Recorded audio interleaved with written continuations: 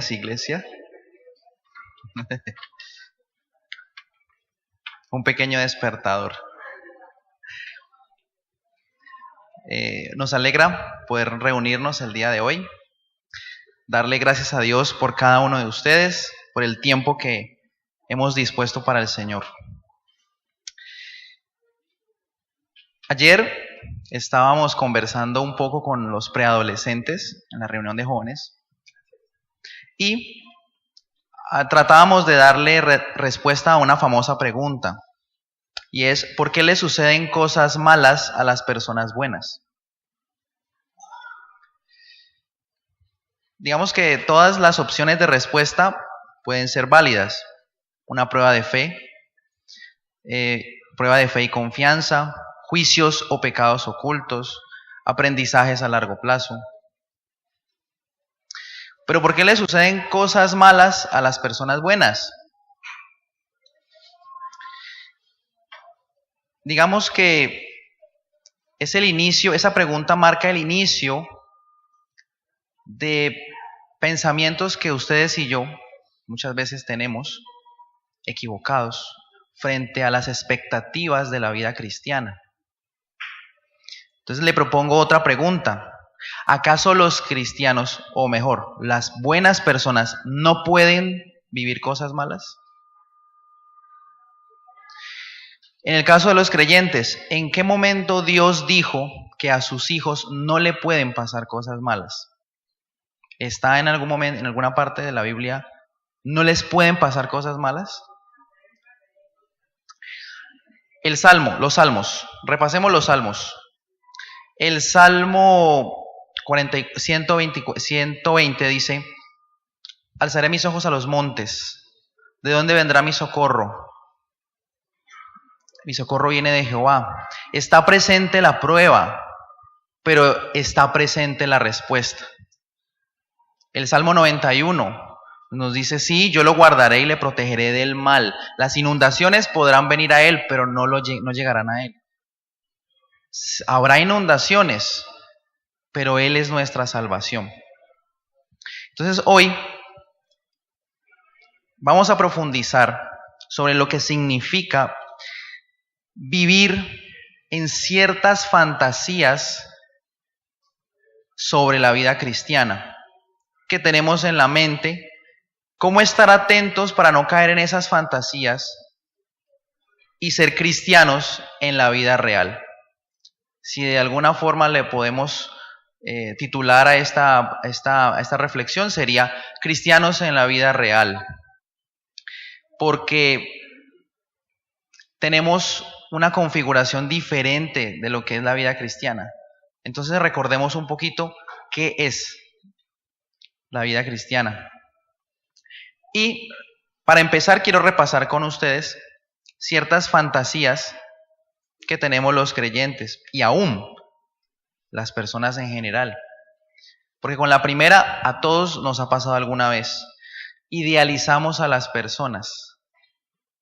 ¿Le ha pasado? A mí me ha pasado. Idealizamos y elevamos a un pedestal a padres, a hijos, a hermanos, a esposos, a esposas, a jefes en el trabajo, a líderes espirituales, a pastores, y los ponemos por allá y creemos que ellos son casi perfectos. Y uno tiene el descaro de decir: sí, es que es que todos los hombres son malos. Pero no, yo en el fondo no creo que sea tan malo o tan mala. Eso nos lleva a la segunda fantasía, y es que lamentablemente vivimos la vida hipócritamente, y en la iglesia somos uno y en la casa somos otra persona. Tal vez pecados ocultos, vidas llenas de apariencia, no solo en la vida espiritual, sino también en la vida económica, social. Aparentamos muchas cosas frente a los amigos y en la casa somos otras personas. Entonces vivimos de apariencias y eso es una fantasía. Legalismo. Pensamos, ya como creyentes, que al seguir una doctrina al seguir una manera de pensar, creemos que se solucionaron todos los problemas. Entonces, reducimos la fe a un paso A, B, C, y como resultado, ahí está, un milagro, la sanidad de una persona, la restauración de un matrimonio, A, B, C, D. No, no es así. No es así. La vida cristiana no es ya. Todo lo espiritual, siguiente fantasía, todo lo espiritual es Dios a su manera. Y en eso caemos muchas veces. ¿Qué significa eso? Que pensamos que, sí, cualquier manifestación espiritual es Dios. Al fin y al cabo, todos los caminos nos conducen a Dios. Equivocada tolerancia y crédula aceptación a lo que no es de Dios. Eso es una fantasía, es una supuesta tolerancia. Otra fantasía es la emoción de sentir. Confiamos ciegamente en unas personas y desconfiamos absolutamente de otras. Todo guiado por las emociones. Me gusta mucho, esta fantasía que viene. No porque la practique y me gusta practicarla, sino porque es muy sutil. Y es esa frase de, no, eso no me va a pasar a mí, porque yo soy cristiano. Eso no me va a pasar a mí, porque yo oro. Eso no me va a pasar a mí, porque yo voy a la iglesia. Es una fantasía. Una tentación, no, eso no me pasa a mí. A mi edad, no, eso no. Pero si yo estoy casado, el Señor me protege. Y finalmente, una muy común. Y esto viene importado, ¿no?, de otros países. Y es el sueño de tenerlo todo, de la prosperidad. Y la iglesia no puede caer en eso. Lo más importante son tus sueños. Que seas feliz, que prosperes. Eso es lo que Dios quiere. Esa es la voluntad de Dios, que seas feliz. Para eso Cristo murió en la cruz, para que tú tengas 2 carros, 3 casas, acciones. Sí, pues los pecados también, pero no, son tus sueños. ¿Qué quieres ser en la vida? Potencialízate, vive, reingéniate. Dios quiere hacerme rico, que es una confusión de mala interpretación de la palabra bendición. Dios quiere bendecirnos. Y qué pena, pero si hay alguno de los presentes o de los que nos ven por internet que de alguna u otra forma piensa o está de acuerdo con lo que voy a decir, tendrá que disculparme en el amor de Cristo, pero en la Biblia nunca está el pactar con Dios. ¿O acaso uno le dice a Dios lo que debe hacer, lo que Él debe hacer? Mi boca tiene poder para crear o llamar a las cosas. Mala interpretación de Proverbios 18:22. Declarar, decretar. Con todo respeto. Malas interpretaciones. Hermanos, estamos en un mundo en donde los hombres nos entregamos a lo que podemos ver, pero no es real. Eso que vemos no es real. Y el cristianismo, por el contrario, en el cristianismo nos entregamos a algo que no vemos, pero es real. Allí está la fractura en esta fantasía. 3 ejemplos. Leía de un pastor en internet. 3 ejemplos que a todos nos tocan. 3 ejemplos de fantasías que se pueden ver, pero no son reales. La adicción a los videojuegos, los deportes virtuales o irreales, esos que con los que usted juega disque golf o tenis y termina quebrando la pantalla del televisor. Y por supuesto, y el más perverso de todos, la pornografía.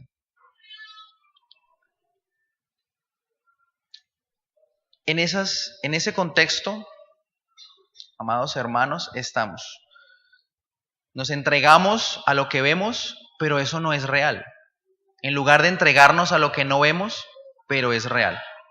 Acompáñenme, por favor, al Evangelio de San Marcos, capítulo 14. Vamos a ver al Señor Jesús en la vida real. Marcos, capítulo 14, versículos 32 al 42.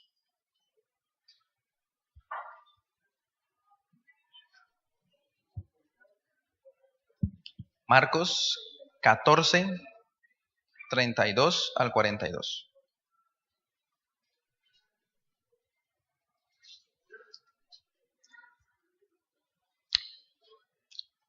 Recordaremos lo que pasó en Getsemaní.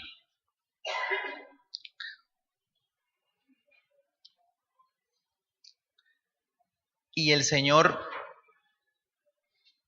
nos da un ejemplo. El Señor Jesús, quien nunca desconoció la realidad de su existencia en el marco de la voluntad de Dios. El versículo 32 del capítulo 14 nos dice: vinieron pues a un lugar que se llama Getsemaní, y dijo a sus discípulos: sentaos aquí entre tanto que yo oro. Usted recordará el difícil episodio que el Señor Jesús está viviendo en este momento. El Señor aquí está enfrentando la realidad, y Jesús está siendo confrontado, el Señor está siendo confrontado en esa realidad, y está en Getsemaní, que se traduce como prensa de aceite. Muchas veces lo hemos dicho. Es el lugar donde se pule, se prepara, de alguna u otra forma se presiona el aceite para producir algo nuevo. Y Jesús está en Getsemaní. Así como en Mateo 10 nos dice el Señor: el discípulo no es más que su maestro, ni el siervo más que su Señor. Es decir, si Jesús estuvo en Getsemaní, nosotros también en algún momento podemos estar en Getsemaní.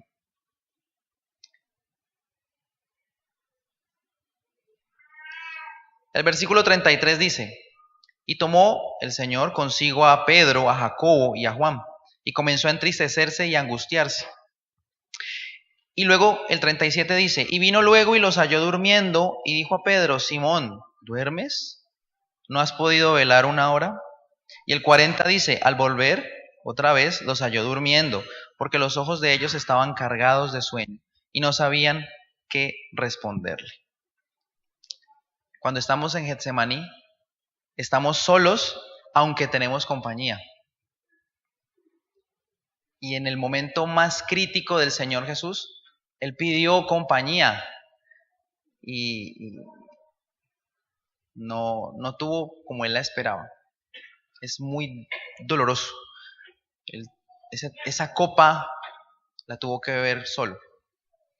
La pregunta es: ¿por qué nos sentimos, a los que sufrimos, por qué nos sentimos solos si hay tanta gente alrededor nuestro que están dispuestos a darnos apoyo?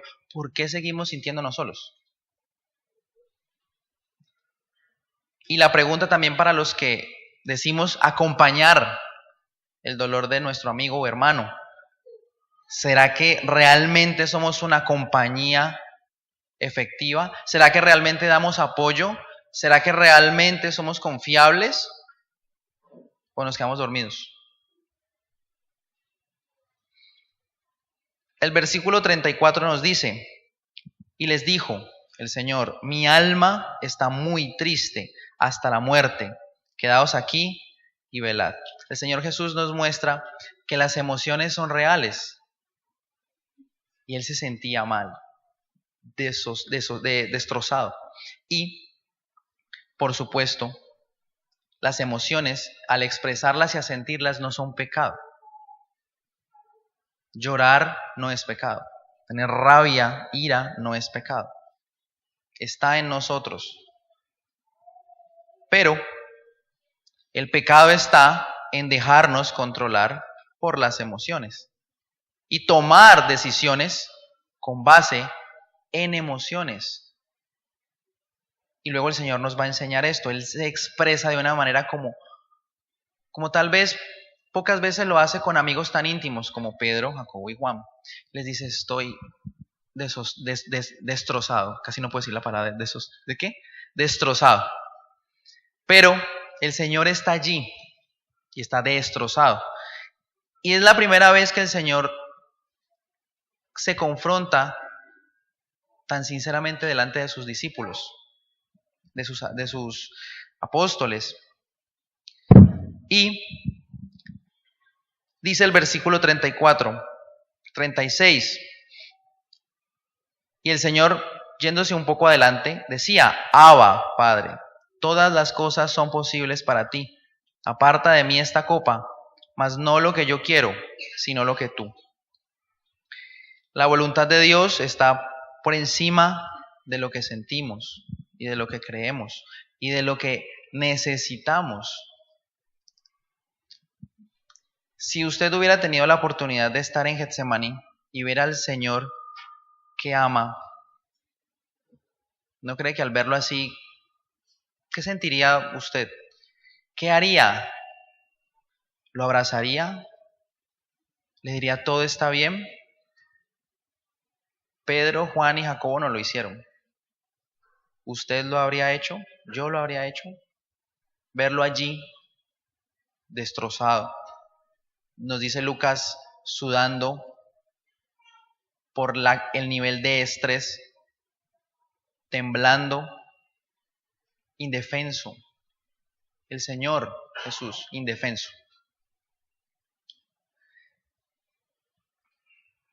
Pero Él acude al Padre.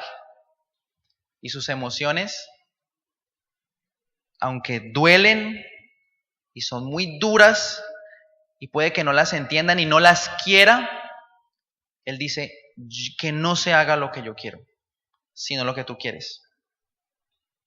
Y allí empieza, hermanos, el entendimiento de por qué sufro y qué hacer con mi sufrimiento. No podemos enceguecernos en el sufrimiento, en el ¿y por qué me pasan estas cosas a mí? ¿Y por qué a mí? ¿Y por qué yo? ¿Qué hice? Más allá de eso, más allá de las preguntas, vamos al Padre. Vamos al Padre. Desahoguémonos con Él. Y aquí está lo que el Señor ahora nos dice a todos sobre el cristiano en la vida real. El versículo 38 nos dice, velad y orad para que no entréis en tentación. El espíritu a la verdad está dispuesto, pero la carne es débil. Las palabras claves de este pasaje poderoso, ¿cuáles son? Velad, orad, entrar en tentación, el espíritu dispuesto, la carne débil. Y a veces nos pasa que leemos este pasaje y nos justificamos y decimos, mi condición humana es débil. Yo soy un hombre, un ser humano, y Dios lo sabe. Entonces, el Señor sabe cómo soy yo. Y Dios sabe cómo soy yo. Él me entiende. Él me comprende. No, lo cierto, hermanos, es que el Señor dará el pago de acuerdo a nuestras obras y no de acuerdo a nuestras intenciones. Porque el espíritu a la verdad está dispuesto. Nuestras intenciones son bellísimas, hermosas. Pero ¿qué es lo que cuenta? las obras, nuestras decisiones, lo que hacemos. Eso es lo que verdaderamente cuenta. El Señor nos dice cómo enfrentar la vida real, porque los cristianos también nos enfermamos, porque a los cristianos también nos roban, a los cristianos también nos defraudan, nuestros mejores amigos también nos engañan, también nos pasa, y no significa que no lo seamos cristianos, sino que también nos pasa. Entonces, el Señor ya nos lo dijo: velar y orar. 2 palabras: velar, vigilar, mantenerse despierto. Haciendo la reflexión, me recordaba mis épocas en las que trabajaba en trasnochos, de noche. Luego de salir del colegio, me fui a trabajar a la remodelación de un hotel. Y en algún punto de la remodelación nos correspondió estar trasnochados en la noche, trabajando. Y uno cuando trasnocha, cuando se desvela, uno no duerme. Porque si se duerme, se mocha un dedo, se electrocuta, se le cae el panel yeso en la cabeza. Si usted y yo trabajamos de noche, es porque no vamos a dormir. Y cuando el Señor Jesús dice velar, es porque, hermanos, estamos en la noche más oscura, como dice nuestro himno nacional. Estamos en la horrible noche del pecado, de la sodomía, del robo. Nadie le importa nada en este momento. Estamos en peligro. Y hermanos, muchas veces no lo vemos y vamos por ahí, como si nada, porque estamos dormidos. No estamos velando.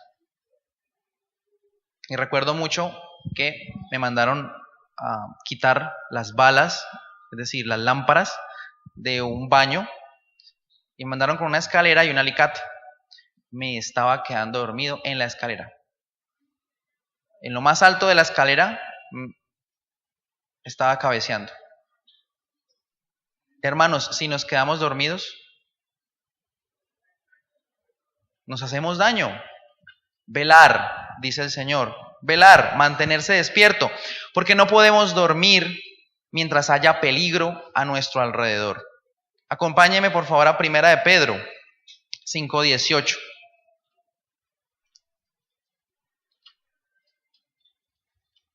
Primera de Pedro 5:18.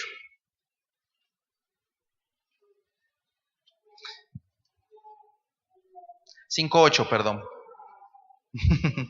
5:8. Y lo vamos a leer a la cuenta de 3 juntos. Primera de Pedro 5:8. Dice: sed sobrios y velad, porque vuestro adversario el diablo, como león rugiente, anda alrededor buscando a quien devorar.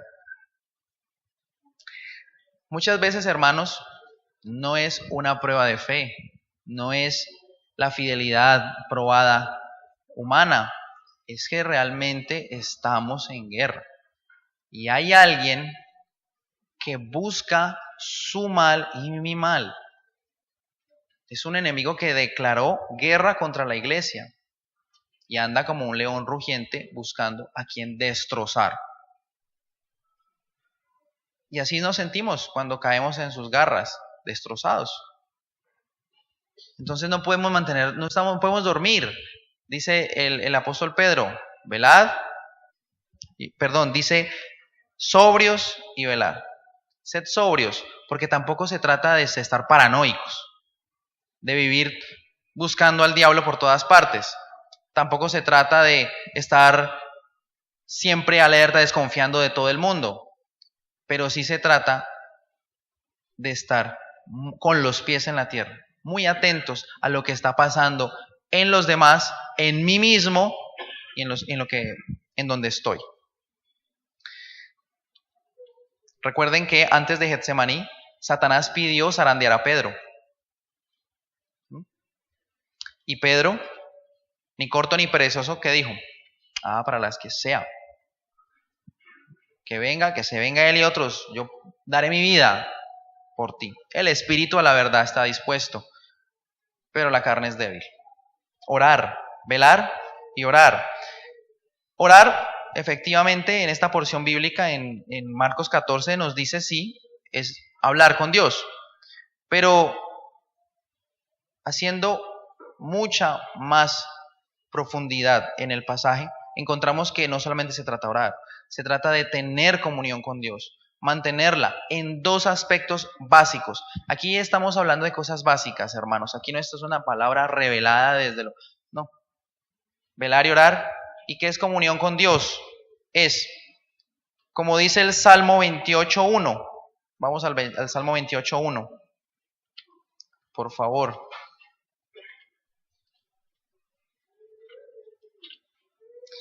Salmo 28, versículo 1. Y, por favor, leámoslo en voz alta, a la cuenta de 3. 1, 2, 3.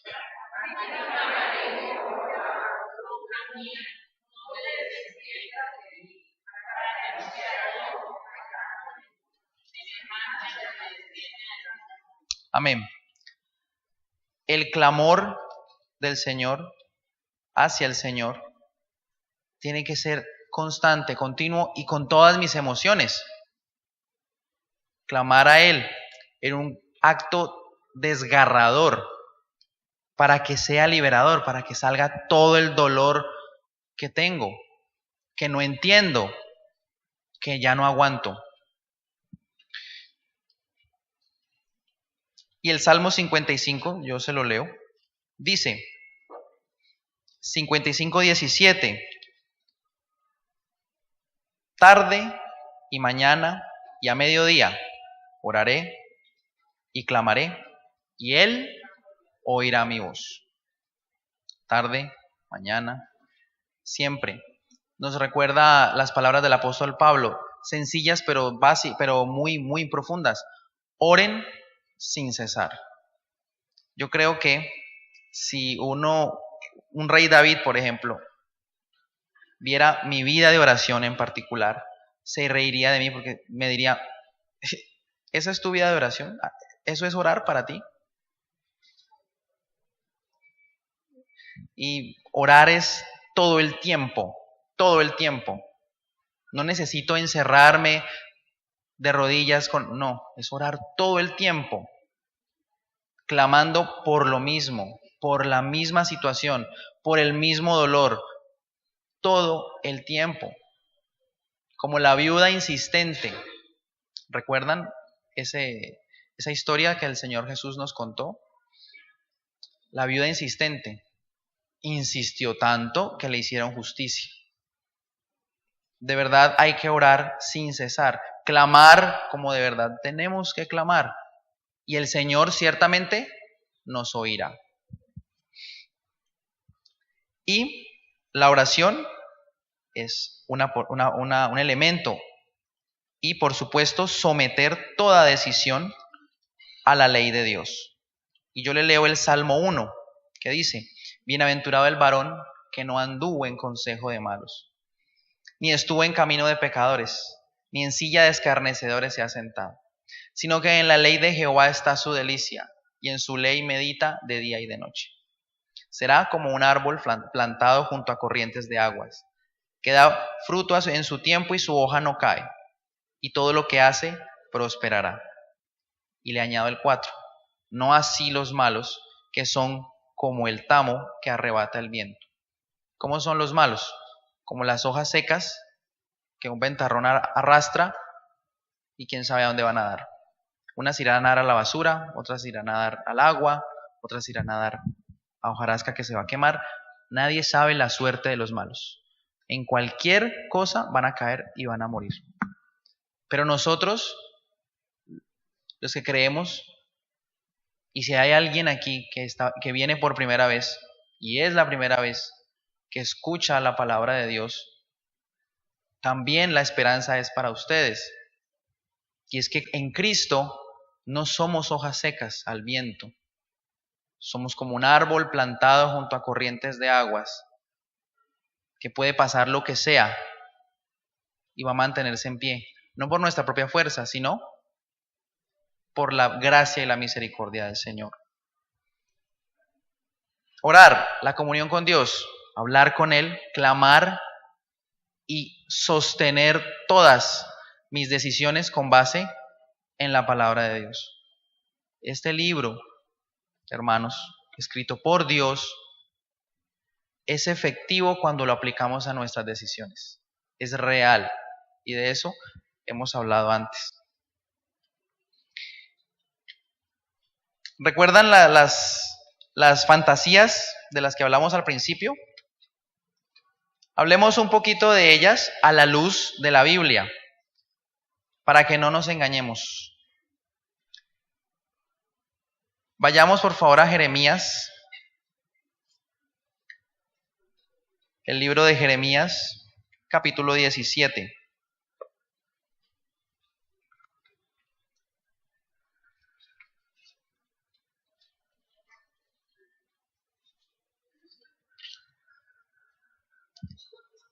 La primera fantasía de la que hablábamos era idealizar a las personas.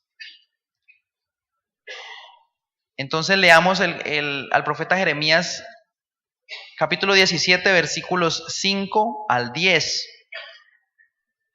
Y la iglesia lo va a leer toda esta porción en voz alta para que lo leamos doblemente. En la mente, en los oídos y en el corazón. 17, 5 al 10.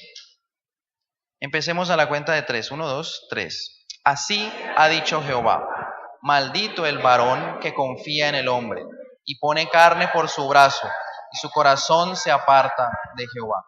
Será como la retama en el desierto, y no verá cuando viene el bien, sino que morará en los sequedales en el desierto, en tierra despoblada y deshabitada.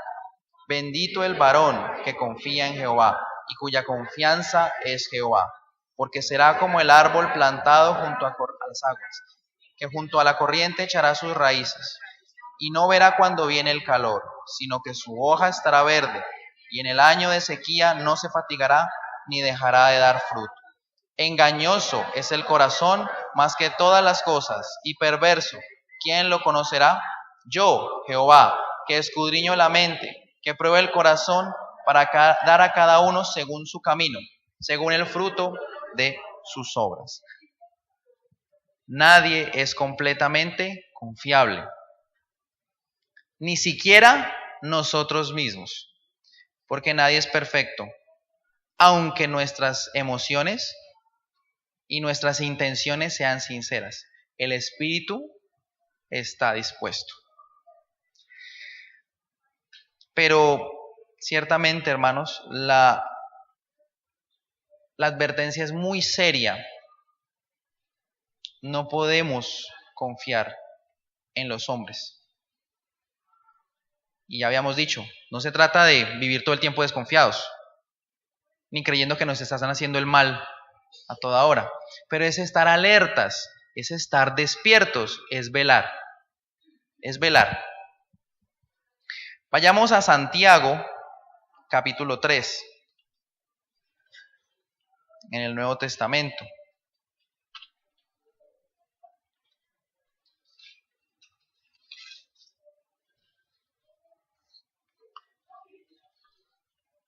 Santiago capítulo 3, versículo 6.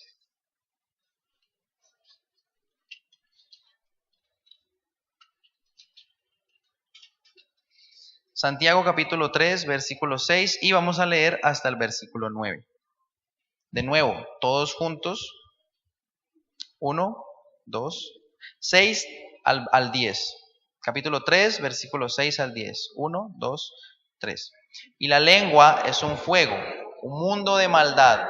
La lengua está puesta entre nuestros miembros y contamina todo el cuerpo e inflama la rueda de la creación, y ella misma es inflamada por el infierno. Porque toda la naturaleza de bestias y de aves y de serpientes y de seres del mar se doma y ha sido domada por la naturaleza humana. pero ningún hombre puede domar la lengua, que es un mal que no puede ser refrenado, llena de veneno mortal. Con ella bendecimos al Dios y Padre, y con ella maldecimos a los hombres, que están hechos a la semejanza de Dios. De una misma boca proceden bendición y maldición. Hermanos míos, esto no debe ser así. Está el dilema de la hipocresía. Francamente, hermanos, estamos hablando de una contradicción cuando hablamos de cristianos hipócritas, porque si leemos la Biblia, los cristianos hipócritas no son cristianos. O se es frío o se es caliente. O recogemos con el Señor o desparramamos contra Él. Entonces, las doble vidas no tienen lugar. La confrontación es clara. Si somos alguien en la iglesia, seamos los mismos en otras partes. Si estamos notando que estamos cambiando, hagamos un alto, clamemos al Señor, tomemos decisiones a la luz de la palabra y vivamos vidas íntegras de una sola pieza. No todas las personas que dicen ser cristianas son cristianas en realidad. Por lo tanto, no todas las personas que dicen ser cristianas defienden la verdad.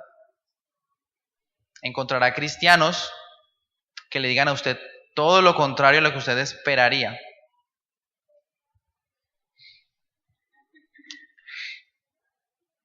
Vayamos a 2 Corintios, capítulo 3.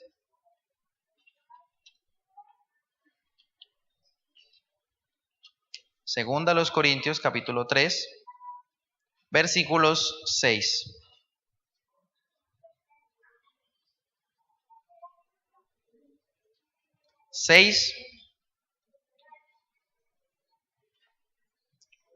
Segunda a los Corintios 3, 5 y 6.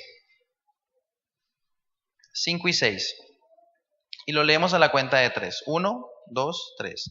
No que seamos competentes por nosotros mismos para pensar algo como de nosotros mismos, sino que nuestra competencia viene de Dios, el cual asimismo nos hizo ministros competentes de un nuevo pacto, no de la letra, sino del Espíritu, porque la letra mata, mas el Espíritu vivifica. Vivir de lo que podamos hacer, del legalismo de ciertas costumbres y tradiciones, no nos va a traer vida. Porque al seguir normas y basarnos solo en eso, estamos alimentando la carne y estamos pensando que somos competentes para lograr ser mejores, cuando nuestra competencia no viene de nosotros mismos, viene de Dios. Y el apóstol Pablo diría alguna vez: todo lo que soy es por la gracia de Dios. Soy lo más pequeño. Y creo que eso es una frase que debe ir muy profunda, muy arraigada. Por la gracia de Dios soy lo que soy. Y su gracia o lo que Dios ha hecho conmigo no ha sido en vano. El problema con el legalismo y el libertinaje es que el cristiano cae en un pequeño engaño, y es pensar que todo lo que el mundo dice que es divertido, cuando no es así. Otra fantasía. El mundo suele llamar diversión a cosas que llevan el camino a la perdición. Entonces tenemos un problema de definiciones. Diversión no es diversión, es perdición. La verdadera diversión es otra. Y nuestros jóvenes se creen ese cuento. Y piensan que divertirse a la manera de sus amigos es diversión, cuando no lo es. No lo es. Todo me es lícito. Todo me es lícito, pero yo no me dejaré dominar de nada. Ese es el resumen. Juan 14:6, ¿qué dice? Yo soy el camino, la verdad y la vida. Nadie viene al Padre si no es por mí. El camino al cielo fue exclusivamente de Jesús y es del Señor. Absolutamente ninguna otra manifestación espiritual nos va a llevar a la vida eterna, ni al conocimiento del Dios verdadero. En tiempos de tolerancia, con Jesús y su verdad, no podemos caer en la falsa tolerancia, en la equivocada y crédula paciencia con conceptos que pueden destruirnos y llevarnos a mal término. Quiero concluir con el elemento que el Señor pone para velar y orar. ¿Cuál es la motivación para velar y orar? ¿Qué lo motivaría a usted y a mí? ¿Qué nos motivaría a velar y a orar? Si el Señor nos dice, no se duerma, no se quede dormido, quédese despierto y oremos, porque hay peligro. ¿Qué me motiva?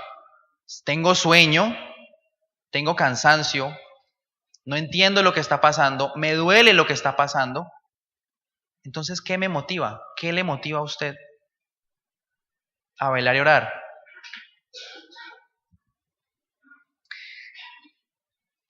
Terminamos con Lamentaciones. Lamentaciones está inmediatamente antes de Jeremías. Perdón, después de Jeremías. Y esta carta en particular, este libro de canciones, más bien, es una carta, es un libro de canciones. Lamentaciones es una cruda versión de lo que significa, hermanos, no tener en cuenta las consecuencias de lo que hacemos. Lamentaciones capítulo 3. Es un libro lleno de lamentos, pero además de frases que le recuerdan a uno, yo, ¿por qué hice esto? Es muy tarde cuando al Señor se le agota la paciencia y a los golpes, los incrédulos y los creyentes, para todos hay, nos damos cuenta del error. La conclusión de esta reflexión y la motivación para velar y orar, ¿cuál debe ser? El temor de Dios. ¿Por qué? Porque tenemos que pensar, hermanos, en las consecuencias de no velar, de quedarnos dormidos. ¿Qué nos pasaría? ¿Qué pasaría si nos quedamos dormidos? En un momento dado, usted se despierta y ya no ve su familia. Y ya no vio a su esposa, a su esposo. Ya no vio a sus hijos. Como aquel que va por un camino, la recta Palmira, y el camino es largo, muy largo, muy largo, y el cansancio lo está venciendo y lo está venciendo hasta que, como dice la canción del Rubén Blades, y el truck se apareció y hasta ahí llegó. Hay que vivir y estar despiertos. Dice Lamentaciones 3, versículo 39. Esta canción. Lamentaciones capítulo 3, versículo 39. Y síganme la lectura allí en su mente, porque vamos a leer hasta el versículo 50. Dice, ¿por qué se lamenta el hombre viviente? Laméntese el hombre en su pecado. Escudriñemos nuestros caminos y busquemos y volvamos a Jehová. Levantemos nuestros corazones y manos a Dios en los cielos. Nosotros nos hemos rebelado y fuimos desleales. Tú no perdonaste. Desplegaste la ira y nos perseguiste. Mataste y no perdonaste. Te cubriste de nube para que no pase la oración nuestra. Nos volviste en oprobio y abominación en medio de los pueblos. Todos nuestros enemigos abrieron contra nosotros su boca. Temor y lazo fueron para nosotros, asolamiento y quebranto. Ríos de aguas echan mis ojos por el quebrantamiento de la hija de mi pueblo. Mis ojos destilan y no cesan, porque no hay alivio, hasta que Jehová mire y vea desde los cielos. Se dice, hermanos, que estamos en la época de la gracia, en la dispensación de la gracia, y que el Señor perdona y el Señor ama, y la voluntad de Dios es que nadie se pierda, pero no nos engañemos. La última fantasía que hay que romper es esa. Dios aún sigue siendo fuego consumidor. A Dios se le acaba la paciencia. Y probablemente los castigos a Israel eran muy duros. Tal vez no sean así los nuestros. Pero pensemos, hermanos, no tanto en, bueno, ¿y yo qué habré hecho para...? No, pensemos en las consecuencias de no velar. Porque hoy no queremos hablar del pecado, de su pecado, es que usted debió haber pecado y por eso está enfermo, o debió haber pecado y por eso... No, pensemos en las consecuencias de no tomar acción y quedarnos allí, dormidos, y dejar que todo pase y todo se destruya a nuestro alrededor. Recordemos, hermanos, y el Jeremías 23 dice que el Señor lo ve todo, tanto lo bueno como lo malo. ¿Puede alguien esconderse de mí en algún lugar secreto? ¿Acaso no estoy yo en todas partes, en todos los cielos y en la tierra? Dice el Señor. Jeremías 23, 24, en la Nueva Traducción Viviente lo acabo de leer. El Señor está con nosotros, hermanos,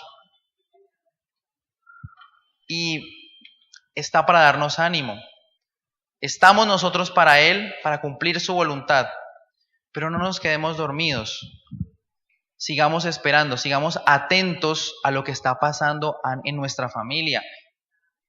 No bajemos la guardia.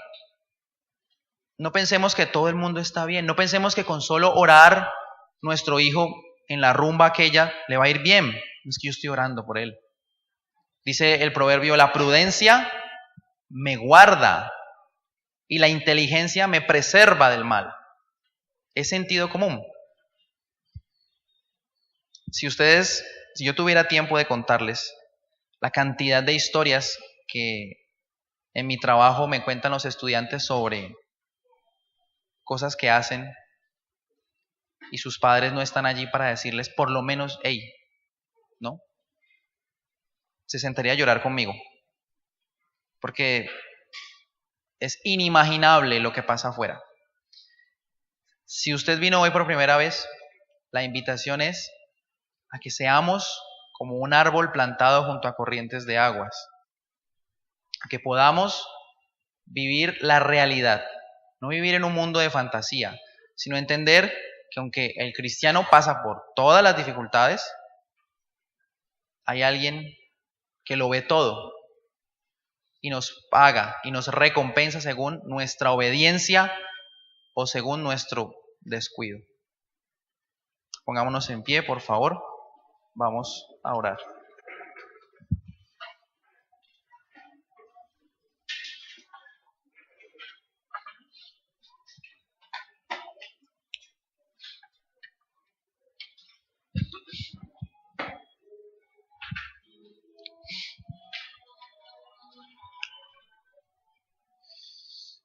Bendice, Señor Dios, en esta hora. En el nombre de Jesús te lo rogamos a tus hijos, a tu iglesia, a todos aquellos que hoy están aquí, Señor.